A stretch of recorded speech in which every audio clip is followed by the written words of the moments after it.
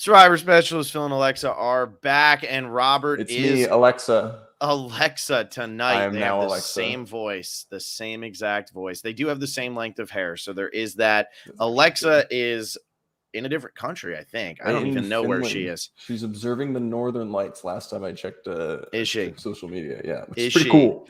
Pretty Cool. dope. Sick But you know what was invite, cooler? as they say. This was a fucking sick episode of Survivor. Oh my God.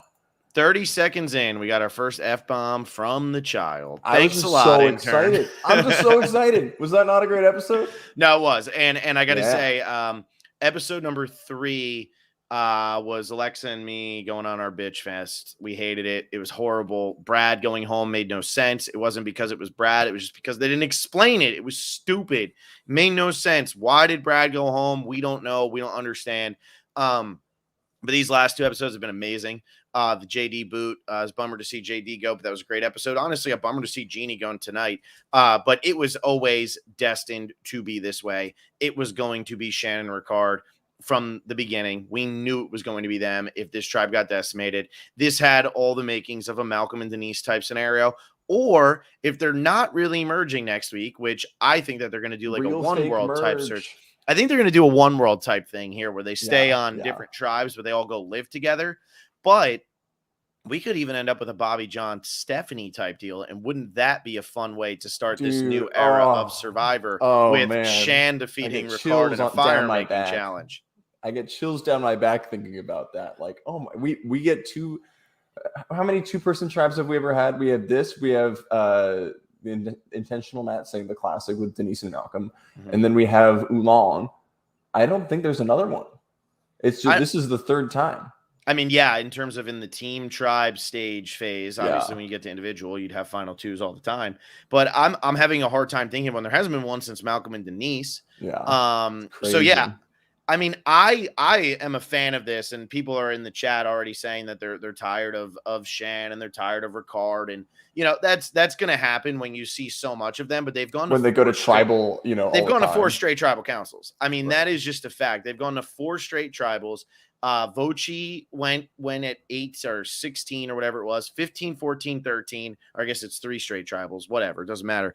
But when you go to 3 straight tribal councils, yeah, you're going to get a lot of screen time from them. What I give Survivor a lot of credit for tonight is that despite the fact that this tribe keeps going to tribal, they're doing a pretty good job of still cluing us in on the important aspects of blue and the important aspects of yellow. And I have to say this now, Heather and Erica are not the important aspects of blue. And that's just a fact. I mean, that is just, the fact if they, one of them win, what in the world just happened? The fact that we still got dynamics, like not even in previous episodes, we've gotten like, oh, here's your 10 seconds of luvu. And we got like a good discussion between, Nasir and Deshawn and Danny. And we still got stuff from Yasay, and we got 2 advantages. Like they didn't like take up all the time away from like the actual social conversations, but like it was, the editing was sick. It was great. I loved being able to see all the different facets of people's conversations, and like that's why we watch Survivor. Absolutely. And it's almost like sometimes people forget that that's why we watch Survivor. It's almost like the editors forget that that's why we watch sometimes. But I think they've done a phenomenal job. I really do. I think they've done a great job over these last 2 episodes. I thought last week with the whole Danny and Deshawn wanting to throw the challenge and everything.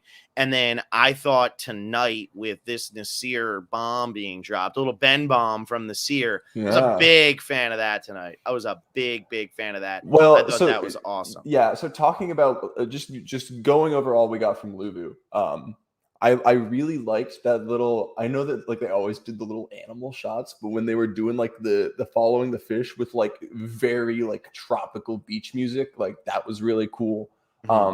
Getting that, like, seeing more of Sydney. I know that Sydney's like a very fiery character this season, which was fantastic. Just getting to see Danny and Deshawn, and then like how they were thinking about Nasir, but then Nasir came in and he's like, no, I'm still willing to work with Danny and Deshawn. Like everything, like, again, we didn't see Heather and Erica. That's fine for now. It's still like a bunch of people. I'm hoping to see more of them later. And then, yeah, that flashback of Nasir was absolutely perfect. It was so cool how they did that. Yeah, I thought that was awesome. That was finally them using this surprise to their advantage. Too many times we know going into tribal council who has an idol, who doesn't have an idol, and therefore it's lost a lot of its surprise element when somebody does end up playing an idol or something like that. Probably since Amanda Kimmel, we haven't really been shocked by And it somebody didn't playing an idol. it didn't feel like cheap the way that No. people are like, oh, people gave Amanda the idol. It's like, oh, we had the flashback. You know, we had, you know, it wasn't like, oh, she's getting saved at the very end. It's like, hey, you're just getting the idol, you're not playing it. So yeah, absolutely. Very fun. Yes, I thought that was really well done. And, you know, for anybody who thinks that like Shan and Ricard are eating up all the screen time, the other problem is they went to tribal tonight and there's only 3 of them.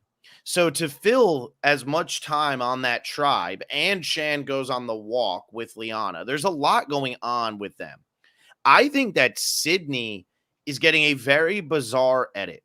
And I'm going to say this, and people are going to laugh at me, because if you had Bradley on, if you listen to Bradley on the last podcast, he said that she was delusional and all these fun, you know, typical Bradley. He's on here to troll, and that's what he does. Yeah. But he was saying all these things about Sydney, and I think that people are looking outside of the game for reasons to dislike Sydney sometimes. And I don't know what those reasons are. I don't follow her on anything or anything like that. But I feel like there was a negative connotation with Sydney coming in. Maybe it's that she grew up in Beverly Hills, wealthy, and now she's if her intro press was like less, you know, extreme, like people would be like, oh, Sydney's cool.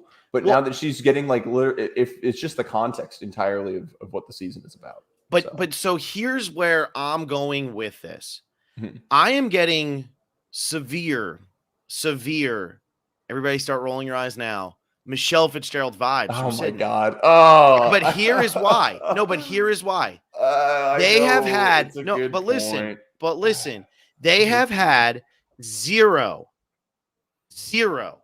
reason to show Sydney at all. But they have zero reason to show her at all. They're not showing Erica. They're not showing Heather. Sydney isn't. Everybody over here says, oh, she's like a comedic villain and all that, or whatever it is. She's a villain, or maybe she will. But Sydney so far hasn't done anything. There hasn't been anything particularly interesting about Sydney, yet we're seeing her. And it's interesting that they're not, like, with Nasir and Shan and Danny, they're showing the strategic decisions as like, here is the tribe dynamic, we want to get rid of Erica. But the fact that Sydney is not being shown to have like, usually we want to see people like winners, quote unquote, edited be in the strategic talk, but the fact that we are getting her opinion regardless of anything going on is like, why do we need to pay attention to her? Something's happening. Something with Sydney is going to happen later in the season, and it's like, oh man, like she's an important character. Michelle Fitzgerald, of course. Yeah, thanks for choosing like the one character that people are going to make fun of you for. But like, I mean, I agree with your point completely. So well, but that's how it feels. So here's something for everybody to look at right now. So I'm looking at it. Sydney. So this was episode 5 or episode 6? Well, we just watched episode 5. Sydney, despite being on the winning tribe, and being somebody who is not larger than life. And I forgot that I had this Logan thing down here with the "In Shan We Stand." So I guess I'll take that down now. Yeah. I literally forgot that was on there. Is there a Sydney one? There is not. But something cool about Sydney, then we'll post it. But here's Jordan Alford. They're screaming, don't forget about Sydney. Yeah. She has had a confessional in every single episode so far, and it's not like she's just gotten 1 per episode as like throwaways. She's been getting 2 or 3 per episode, which is insane considering we're 5 episodes in. Her tribe hasn't lost yet, and she's on a tribe with bigger characters than her. Nobody else on that tribe has gotten a confessional in every single episode, but Sydney has. It's I don't know what's happening. Like, this is again, I love it when the editors mess with us. They know that we know that we're onto them. Don't know what's happening with Sydney. I mean, we could just she's great. I don't know what to say besides just like, holy shit, this is crazy. So. It's crazy. It really is crazy. And so I'm trying to figure out what's going to end up happening with Sydney. I mean, we have obviously, like, there's been characters who've been bigger. Shan has been bigger. I think she had more than 10 confessionals tonight. That's huge. Ricard has been bigger. But they've been going to every tribal. But they've been going to tribal every tribal council. Yeah. Every tribal council. And now, so here was the update coming into tonight. Sydney went 3-1-5-2. She had the 5th most confessionals, and I guess Deshawn did have a confessional in every episode as well. I don't know if Deshawn got one tonight. But Deshawn and Sydney are both getting confessionals in every single episode, despite the fact that they're not losing. And I know Sydney got him tonight. I'm not sure if Deshawn did. I know Danny did, but I forget if Deshawn did. But all of that's just to say, they're telling us to watch these people for a reason. We don't ever see this where a tribe dominates, wins every single challenge, every single episode, and they're still getting confessional in every episode. Even Tony had a 0 confessional episode. Like, that happens. So why are we being told to look at Sydney so hard right now? I don't know. I mean, hopefully with this real fake merge, we'll find out soon. Maybe something in the pot will spice it up a little bit. Nope, so that's not the one I wanted there. This is the one I wanted here. I literally saw that and I was like, Phil's gonna put this up. Phil, of course I am. Yeah. Thanks. Intern was texting me that right beforehand. Yeah, totally. Yeah. So anyway, go ahead. Also, what I think is interesting is we also did get some Yusei content, which was really cool. As in contrast to the why are we seeing Sydney and Deshawn so much, like we're still getting all this Yusei stuff. We got to see that Evie is prioritizing the women and still wants to keep Xander under her wing, but Tiffany is kind of going off the rails again, and it's dope. Yeah, Tiffany now, and it's funny because in every episode I've been saying Tiffany won't be the one to turn. It's going to be Lyanna, or Evie's going to turn on Lyanna, and Tiffany and Evie are tight. And guess what? Tiffany's throwing Evie's name out there and saying, I want to get rid of Evie because she's sneaky. That's what now here we go. That's what we have going on. And I sit there and I watch this and I'm like, man, Tiffany is just going to be that character this whole season. And I'm all about it at this point. Yeah, like, dude, let's do it. Like, if she's just going to throw a wrench into every plan, like, I am down. That's so cool. She is throwing a wrench into everybody's plan every episode. She's talking to everybody. I'm pumped that Xander has his vote back. I'm pumped that he has an idol. I'm pumped he has an extra vote. I think that Lyanna's advantage is total bullshit, but we'll get there. I think it's very short-sighted. But we'll get there. Yeah. I just think I agree with you. Getting as much as we did from Yusei tonight, despite the fact that they didn't go to tribal council, I'm convinced this foursome, honestly, they're long-term here. I think out of the 4 of them, I think Lyanna's in the best position. Because if you think about it, let me make my point. Yeah, go ahead. So Evie thinks she's in control, is losing Heather. Okay. We got a positive and a negative. Xander, I guess we didn't really get too much of well, he got his idol and then flubbed the idol with Tiffany. I get Tiffany and Heather mixed up. Yeah. Tiffany goes crazy, loses trust with Evie, but also made the read on Xander.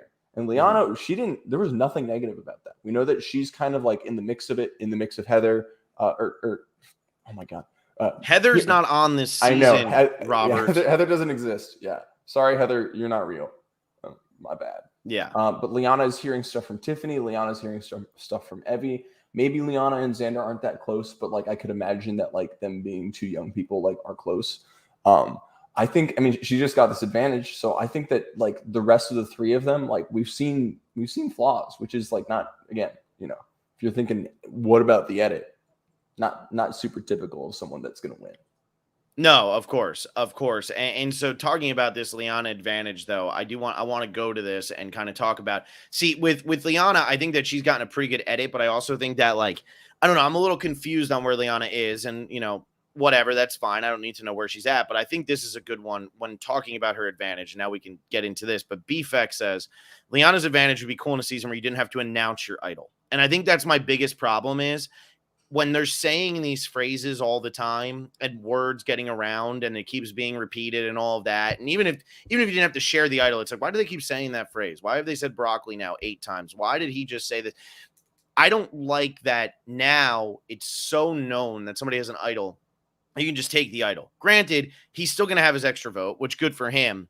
But I just don't like that it's like, I have the knowledge, so I can do it.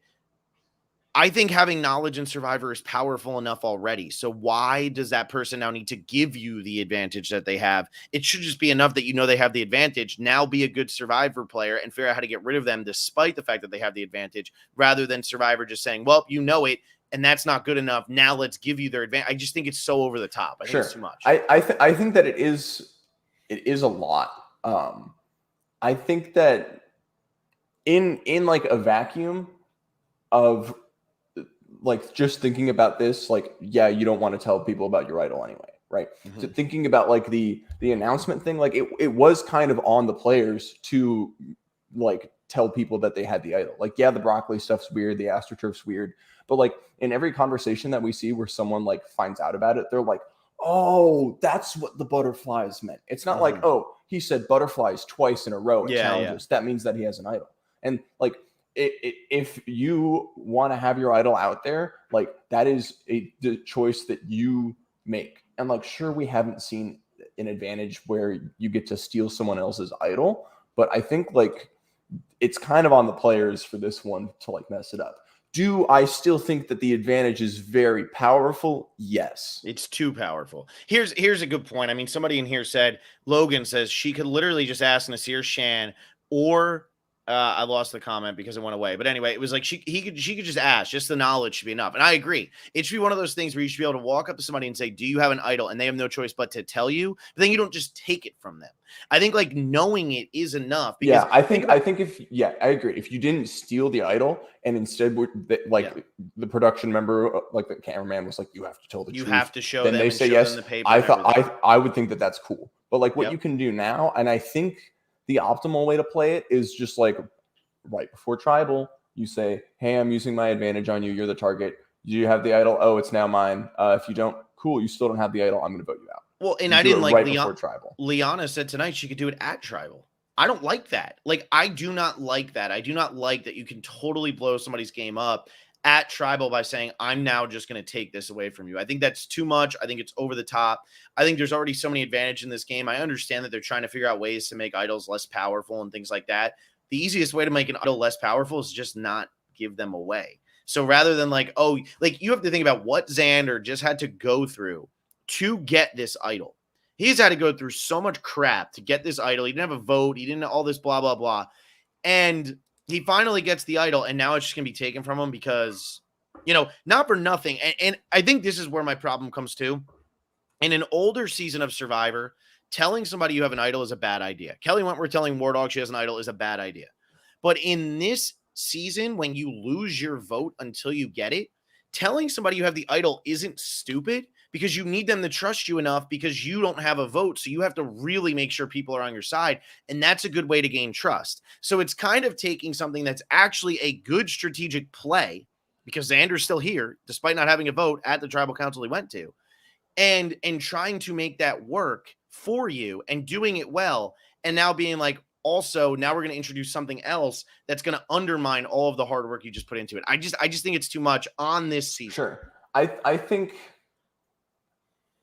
think that in agreement, yes. Like one of the advantages and incentivizes people to tell your teammates like, yeah, I don't have my vote anymore because I have the idol. And then the other one incentivizes people to not do it. And so maybe that's just like I don't know. I don't know if production like didn't think about it. I don't know if maybe there is a better way to play that like we don't know of right now. Maybe you're just like, yeah, I'm not going to let anybody know that we don't have my vote. I mean, because if Nasir found the beware advantage on luvu, he's not going to tribal. He doesn't have to tell anybody, right? Yeah. But like if you are going to tribal a lot, then it's like, oh, why is there one less vote for like every tribal that we're going to? Yeah, I don't know. I think that in the way that it worked out right now, yeah, it does suck. And it's really good for Lyanna right now. But I think, I'm not saying we should try it again, but it is like that whole, like, what if we brought the same 20 people to play Survivor again? Yeah, we could put the same advantages in another season and like, it would be totally different. It would be like, oh, someone didn't Nasir didn't vote for like 0 of the tribals that he didn't go to, got an idol, and then Lyanna got her thing and just had to guess and then missed and then it was useless. So yeah. That's for you, Intern. From Zach. Course. Yeah, that is messed up. You're right again, Phil. If I had the power to bring these comments up, that would be so different. But yeah, I do think that in this particular season, there's just so much going on with idols that this almost becomes too powerful. If this was a regular season, it might not be too powerful. Also, though, what I don't like about this is she can just like sit until Final 5 and be like, okay, like think about if this was in 35, and maybe that would be better for some people. But Ben finding the idols until Final 5. What's up? Do we know that it lasts until Final 5? I don't know, but I'm just saying, like, I think about back in like 35 when Ben is finding idols to save himself, and people say that they're planted. I don't believe that they are, but he's finding idols to save himself. If Chrissy has this, she just says, well, screw it. I'm going to ask him, and then I take it. I don't like it's like the idol nullifier on Janet at Final 5. It's too much. It's dumb. I don't like it. I think that it's too extreme. I think you got to pull back on it a little bit, and just asking and being told the information, that's enough of an advantage, because if you're right, you can run the game with that. It's good if you already have information. Yes. And that's what's weird. Yes. And it's bad if you don't have any at all. Yeah. So, yeah. Anyway. All right, so hang on. Let me see if there's anything else important here. No, there's not. So what do you think? What do you think that they're going to do next week with this whole like merge situation? Because they're not really going to merge, but they are. Merge. Do you think that we're going to? It seems like Jeff's going to tell them no. Do you think that we're going to a one world type situation where they all live together, but there's still going to be one vote out of somebody, and then we'll have a real merge? I don't know. I literally could not guess. I mean, we did see Deshaun with a light blue buff, right? Like a different blue buff. Or did we? Same blue. I think in the previously on. You got to remember there's a color corrector person who's going to edit these videos, and they can that make is it, true. they can make that it whatever color so they true. want. Also, I'm colorblind. Maybe that was my eyes. I think it's that. I think you're colorblind. Damn it. Yeah. I think what if they do something real weird and then they like merge, or they swap to 2 tribes and then they one world them. Mm-hmm. Crazy. I mean, I hope they don't even swap the 2 tribes. I hope they stay at 3. I mean, what are we at? We're at 12. Are we at 12? We're at 12. No, we're at 13. No, we're not. Jeannie just went home. She was 13. There's 12. 2. It's 6-4-2. No, it's 6-5-2. No, it isn't. It's 6-4-2. Vochi and Abraham are both gone. It's 6-4-2. Someone in chat tell us. Are we at 12 or 13? No, we're at 12. I'm 100% right. I know this. I do not believe you. We're at 12. Okay, so for sit-outs, we had Erica, Deshaun, and Heather for Blue Tribe. Yeah, Heather's already over 3. So if you put Heather for that, congrats. And then just Tiffany was sitting out. Yes, she was the only one. Okay, yeah, I'm done. 12. Yeah. 6-4-2. Thanks, everybody. Thank you. That's why I don't do math online. Thank you. Or math when we're live. This is all for you, intern, just so you know. I just want to say that I've counted correctly on the podcast live so many times. And so the fact that this is my first mess up, it's pretty good. That's like an 85% success rate. But if anybody knew what your like profession was, they'd be like, you should be going 99.999% of the time, especially when there's 12. You shouldn't be hurting with that. But anyway, I never have to count to 12. I can only count up to 10. I like the idea, though, of them trying to bring back the one world twist, because I do believe that it's one of the best twists the show ever had. They just never did it right, and they had the wrong cast for it in season 24. I think it's an epic twist. I think it's a fun idea. I thought it worked brilliantly in Palau, because really Palau was the first iteration of it for the first couple days. I think it's a really interesting concept, and I think it would be fun here. And then plus, now you have the added dynamic of Shan and Ricard are down to 2. That's all they have. So you're going to be running 2-on-2. You could run Danny into Sean, and it's got to be physical. It can't really just be a puzzle thing, because it like you're going to have to then whatever. You have to do something, and then there's going to be a physical element to this. So I think you could do Danny and Deshaun versus Xander and Lyanna versus Shan and Ricard. Or this gives Shan and Ricard the opportunity to get on some people's good sides to try to convince them to throw a challenge like Luvu's been talking about since day number 1. And if they can get them to throw a challenge because they think, oh, Shan and Ricard will work with us, and we go from having 6 people on our starting tribe to now we vote somebody out who we don't trust anyway. There's 5 of us. We pull in Shan and Ricard. Now we have 7, and we can just take out the other 4. I think that's a way more fun concept to do it this way than just have them merge and have it be a total clusterfuck and see what happens. And I think that the one world concept with 3 tribes, like what you're saying, like it is a little bit different, because it's not just like, oh, our tribe needs to win so that like you know, and then your tribe loses, and like you do some like hopefully cross alliance stuff, like in the same way that we got a Ricard, Shan, and Jeannie, like how does this dynamic of a final, or not final three, of a 3-person tribe works? It's like, oh, what side is Uwa on? Does Uwa want Yasei to go to tribal? Does Uwa want Luvu to go to tribal? And like that would be pretty cool to see. Yeah. Something else I want to say that if we're going to just the challenge of Nasir and Danny wanting to, like, Danny wants to throw and Nasir doesn't. It was really cool at the end when they won, and then like Danny and Nasir did this little like sick handshake. Yeah, it's cool. yeah. It's cool having like that dynamic of seeing that they're like on the wrong side or on different sides of wanting to throw a challenge or not. But then it's like, oh, they're actually close. So I think that might be like a good pair to watch in the future, even though we've seen Deshaun and Danny. Yeah, I totally agree. I think Deshaun and Danny and Nasir are all tighter, and I think Sydney. I think that group of 4 is way tighter than maybe we're being told right now. I wouldn't be surprised if people actually know that Nasir has the idol. I bet you they do know that Nasir has the idol. Maybe he didn't tell anybody right away, but he's going to end up telling somebody, and it's going to be one of those 3 people. I really believe that. It won't be Erica and it won't be Heather. I don't think. Yeah, Nasir's been doing well. He's been doing very well. I think he's gotten a little bit smaller of an edit, mainly just because of the language barrier, which he's talked about. But yeah. Yeah, very, very cool. What else? The Lyanna and Shan talk I thought was really cool also. I thought that was great. I thought that reminded me of Token Sheens, but like a much simpler version. And like that's what they've been trying to get to happen with these summits. And I think it finally worked in this instance. It wasn't just like, hey, I'm Xander, you know? Yeah, and I think it really worked. And I like that Shan threw in the, if I'm not here tomorrow, it's because you can't trust Ricard. So now you're giving her more power and you're saying, hey, this is what's going on right now. I think that's a really, really fun moment. So yeah, and it was cool that it was a deep backstory of like who Shan is, but it was through the lens of like she's just talking to Lyanna. It's not like, well, now that I'm in confessional, here's my backstory. It's like, no, these people are talking and they're having a deep moment about like, you know, Put up Zach's thing. I sobbed at the summit. Me too. I also sobbed. That was You're emotional, weak, though, man. Intern. You're weak. You sob at everything. I sob at many things because I have a heart and a soul and a kind mind. Unlike well, I do. So here's my thing. Me and Bradley talked about this a lot when we did our predictions episode. How I was getting tired of people talking about things to the camera but not to each other. And the camera and Survivor and CBS wanting us to believe one story when that's not the story that these characters are interacting with. For instance, we got so much about Jeannie and her wife and all of that, but we never saw her telling that to Ricard or Shan.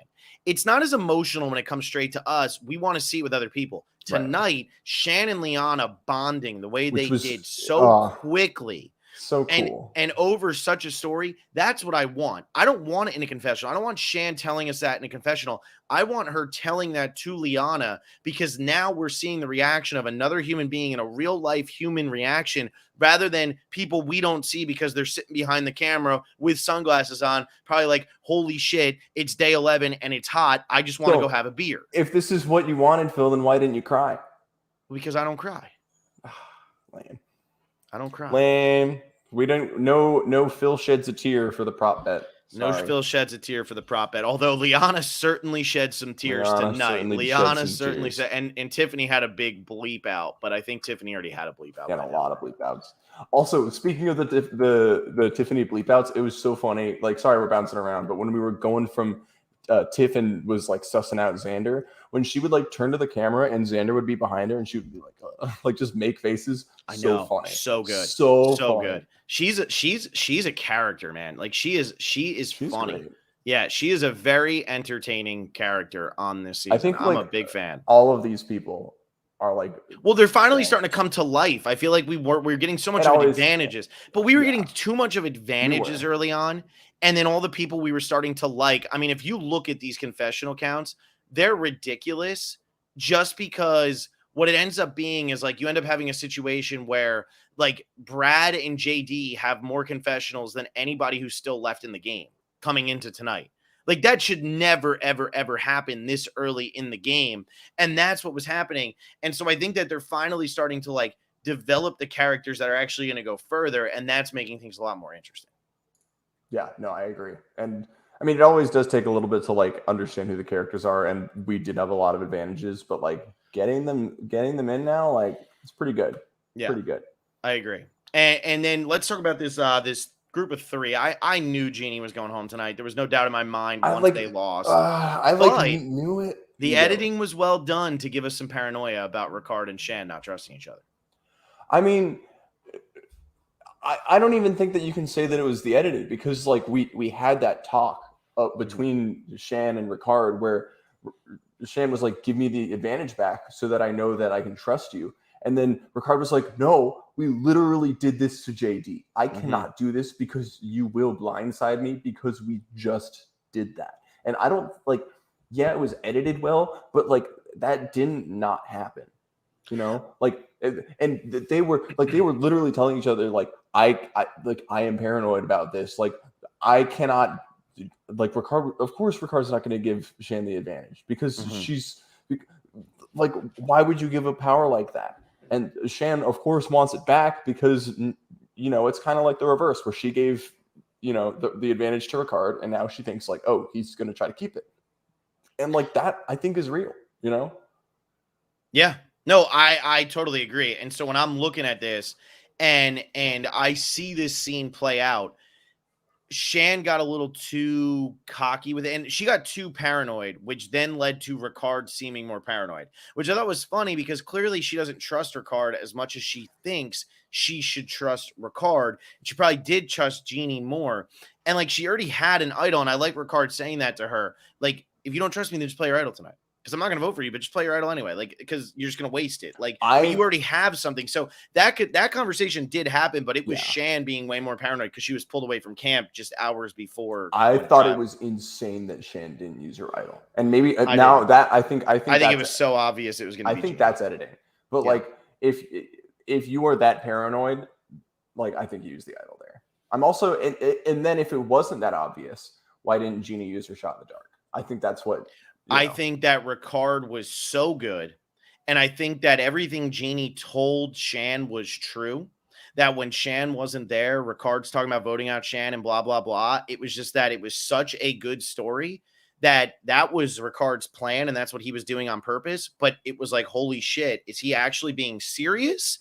And then that's what made Shan paranoid. I think that's that Ricard's plan to Jeannie, like if he was not sticking with Shan, like that's what it would be, which is why it came out as true. It's just that like it wasn't a false that like Shan is scary and it's a good opportunity to like get rid of her. Like it is, but it's better to stick with her. And I think that's why, because he didn't really lie. I mean, it was like 90% truth with a 10% lie. Yeah. But like that's all you need sometimes. And let me say that like I feel so bad for Jeannie because she kind of got circles run around her this episode between Ricard and Shan. Like from the beginning of her finding the beware advantage and then like having Shan convince her to put it back, but then Shan opens it, but then Ricard tells her that like, no, like we're just going to say that we have it even though we actually do. And then they put a fake one in there. And then there's all this stuff of like, who are we going to vote out? Jeannie's fine. But then she gets voted out anyways. Like kind of a rough episode for Jeannie. Rough episode for Jeannie, but I think the difference. I mean, she also got voted out, so you know. Yeah, and I think the thing with Jeannie is she's just not as big of a fan of the show. She doesn't have the mind for the show the way Shan and Ricard do. I mean, Shan and Ricard are strategic players. I mean, there is no doubt about it. Shan and Ricard are good at Survivor. One of them is gonna overplay their way out of the game pretty early, and it's probably gonna screw the other one. We see that happen all the time, but they definitely have minds for the game. And Jeannie just didn't have the same mind for it. And Jeannie just tried to rely on her. You can trust me. You can trust me. You can trust me. Let's move forward. But at the end of the day, when you only have two people, yeah, you need to trust somebody, but you also need somebody who can infiltrate and start to spin some lies and make people start to be paranoid. And Shan can see how paranoid Ricard can make people because of how paranoid she feels. And Ricard can see how paranoid Shan can make people feel, even when they're as tight together as they are. That's actually a good trait to have when you go into the merge because there's only two of you and you're going to be going up against 10. Let's say the merge did happen next week. 2 versus 10, even though those 10 aren't all together. How do you start to create lies? Paranoia. Jeannie's not going to be somebody who can create that paranoia. Yeah, that's a good point. I also Two other things. One, I think that it is very interesting that one, we haven't had a final, or not a final three, a 3-person like tribal in so long. And like, wow, I missed it. I think it's really interesting that one, no immunity, like you can vote for anybody. Two, I think it was interesting that all of the information was out there. Like Shan has the idol. There's an extra vote. People were just openly talking about like, yeah, Shan, while you were gone, we were strategizing. Or like, yes, I am thinking I did throw your name out. The fact that everyone was just so candid about what was going on, like insane. And it's just kind of down to raw emotions. Because I think they're at a point where they don't have a choice. Yeah, they don't. And that was so cool because you're kind of just like, we all just want to be in here. Like, yeah, I'm scared of you. You're scared of me. What do we do? How do we work together? And the fact that everyone was so candid, and Ricard and Shan still ran circles around Jeannie, despite the fact that people were saying, like, Ricard and Shan to each other were saying, like, I am legitimately scared of you. Like, that wasn't a lie. They're scared of each other, and they still got Jeannie out. Like, insane. It's crazy. The tension that was released when Jeannie got voted out, and they just, finally, oh, wow. What a great episode. What a great episode of Survivor. It was a very good episode of Survivor. I was very much into it, like, the entire time. So, yeah, I'm a big fan of what took place tonight. I'm a big fan of what happened last week. Now I just want to see how it ends up playing out, because I did also think what Ricard said tonight, and it's kind of like what War Dog and Lauren and Kelly all talked about when they were, the Lesu 4 and all that. You're playing Survivor from day one the way Shan and Ricard are. They know how to navigate now. They know how to navigate. The people on luvu don't know how to actually do anything yet. And that's not a knock on luvu. Good for them for winning the challenges. That's ultimately who you want to do, because then you can't go home if you win. Yeah, but they don't know what to expect when they go to a tribal council yet. And that is a disadvantage when you hit the merge. And Ricard and Shan are right. They already know how to spin the lies and start doing that stuff because they've had to, and they've had to actually put it in action and test it and make sure it's actually going to work on people. This other tribe hasn't had to do it at all yet. Right. And to be, being devil's advocate on luvu's side, like statistically, if you go to less tribal councils, you are more likely to win. So I think that until the luvu members catch up, Shan and Ricard are going to run trains around them, and then after trains around them, run circles. Thank you. Yeah, I don't know. It's ride the choo-choo. Train tracks in my mind. I don't know what it was. Run circles around them, and then once the remaining luvu members catch up, then we'll have a real showdown. So I agree. And so I kind of want to go back to this, what I was saying earlier. Now, I just want to throw these out there. Now, this was before tonight, and I think Shan is now number 1 on the season in terms of confessionals. But tell me if you're kind of shocked by the ordering coming into tonight with confessionals, just based on what we've seen so far. Evie was in first place with 20. Now, granted, this was only people left in the game. JD had 22, but left. So Evie had 20. Shan had 17. Deshaun had 16, Tiffany had 13, and Sydney and Danny both had 11. Ricard, coming into tonight, despite having a confessional in every episode, only had 7 confessionals and was actually tied with Jeannie and Lyanna, only ahead of Nasir, Erica, and Heather, which surprises me because of how much it feels like he's been focal. But it's actually Shan who's just been the focal point, and Ricard is getting kind of the B storyline to Shan's massive character. Yeah, I mean, I don't think that surprises me because, like, thinking about it, it's like, yeah, we hear a lot from Shan. I think some of the perception of Ricard could also be some of the preseason stuff that we've been seeing. He was hyped up a lot. So maybe we're just still on the coattails of that. But like, I mean, maybe we're getting like a Shan Rick Devens kind of thing, where it's like you build him up just to like knock him down at the very end or something, right? Yeah. Maybe. Yeah, I mean, Shan's at it makes sense. I was surprised that Sean was up there, and I was surprised Sydney and Danny were both in the top half. I mean, that surprised me. I'm surprised that Ricard was low. I think Deshaun being up there is like also crazy. Yeah, he's number 3. He was number 3 on the season coming in tonight. Him and Sydney both were confessionals in every episode. Danny has actually only had confessionals in 3 of the 5. So not every episode so far. So that kind of tells you a lot about, like, I don't know, like, even though he's got the same amount as Sydney, we've still been like reminded of Sydney every week, which we haven't been of Danny. Right. And I guess it's easy. I mean, it's just weird looking at these numbers. We say that we don't see luvu at all, but then like they're in like the top confessional getters. I mean, like maybe it's because we aren't seeing the other 3 members, but like, well, and that's why I actually think this has been a very good edited season of Survivor. Like, I do think from that perspective, in terms of the players who are being edited, Erica doesn't exist. Heather doesn't exist. That's going to happen on every season where there's going to be 1 or 2 people. I do think that in terms of like, I don't feel like we're getting like a tribe that's just being ignored. Like Kalabao was ignored during Survivor 25. Kalabao didn't exist. Tandang only exists because Lisa Welch was on the tribe. Nobody else did anything. And Abby Maria and NRC. But like artists, not existent. Mike Scoopin had 8 confessionals in the first episode, had nothing for like 4 or 5 episodes. And Pete was pretty much non-existent. So like when I look at this, I actually think they've done a pretty good job in terms of a tribe that has gone to 0 tribal councils, has 2 people who are invisible, and then the other 4 have been pretty well edited. Yeah. And then you have a tribe that's gone to 2 tribals but hasn't gone in 3 weeks, and I feel like we know them all pretty well. So I do think they're doing pretty good there. I just think that they had to do so much with the advantages early on that it kind of screwed us up early where we were just confused by what was going on and who these people were and the reasons why they were aligning with each other. Yeah, I mean, someone's always going to be the sacrificial lamb for the Survivor edit gods. So thank you to Erica and Heather for being those lambs. Yeah, exactly. Thanks, guys. We appreciate that.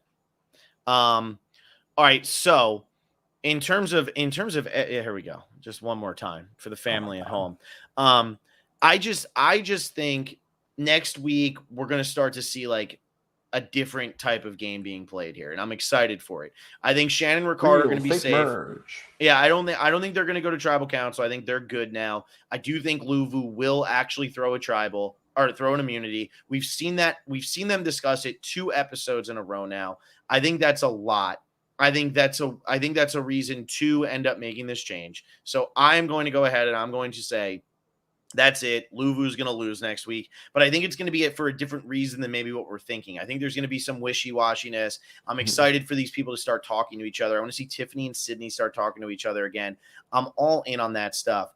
And I think we're going to start to see things level out in terms of like Heather and Erica start to get a little bit here. I don't think Shan's going to be as big as she was. I definitely think she's going to be like the rooting interest for as long as she's in the season. Yeah. But she is going to cool off just because now she's not like, if they go to a fake merge or whatever, she'll get I have new life in this game, and she's probably still going to be a focal point. But at the same time, like, you know, there's going to be people who are going to be complaining that she's getting too many confessionals, but she's not getting Russell Hantz numbers. She's not getting Boston Rob in Redemption Island numbers. Like she's just not. She's getting big numbers, but not like that. And there's a reason. It's because she keeps losing.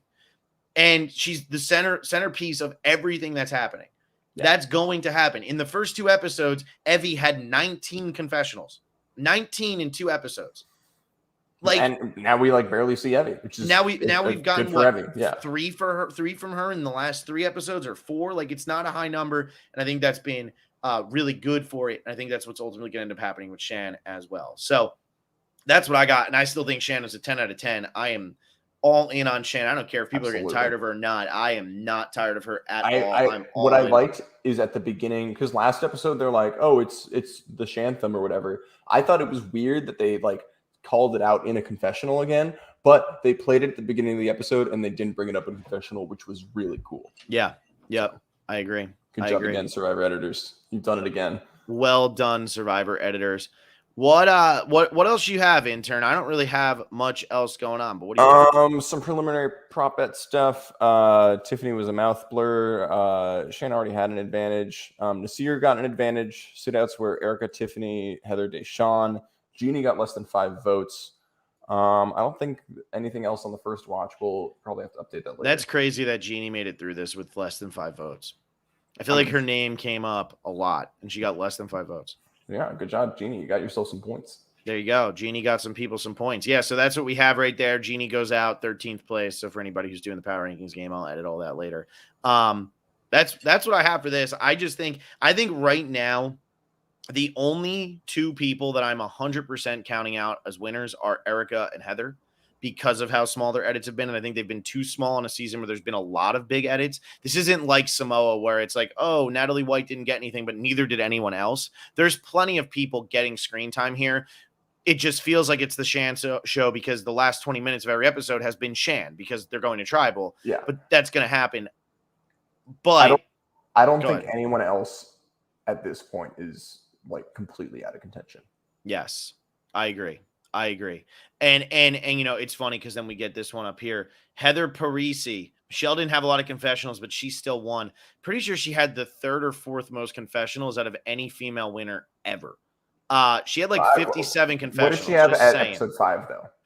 Oh, I don't know, man. Let's see if I can find a Survivor. You don't know how many confessionals Michelle had at episode 5 of Kaurong? I don't have pictures of Michelle's confessional count on my wall, Robert. I just have pictures of her. In your mind. You don't know it in your mind, Phil? I just have pictures of Michelle. Come on. But yeah, keep talking and I'm going to see if I can find this. Try to figure out something to say.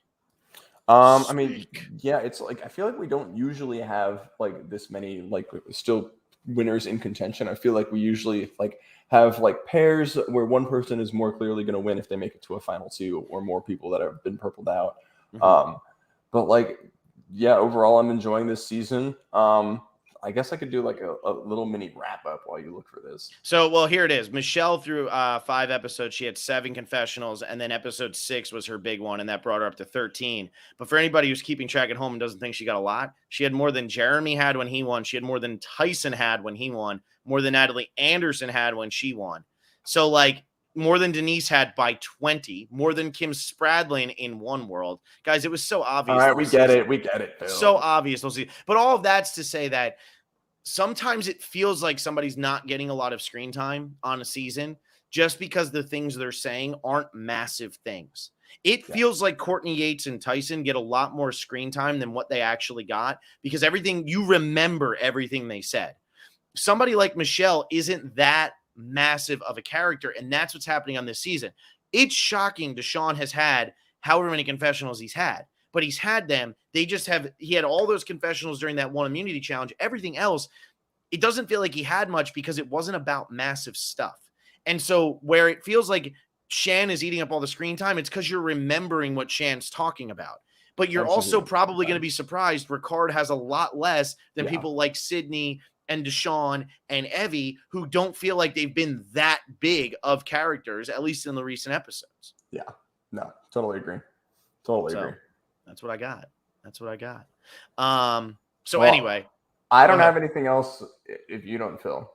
No, I don't have anything else at all. I just might keep reading off people that Michelle had more confessionals than. She had 25 more than Parvati did in her winning season, and she had more than Amanda and Sari did in that season. All right, well, thank you everybody for watching this episode. If you want to follow us on social media at Survivor Specialists on Twitter, you could follow us on Instagram.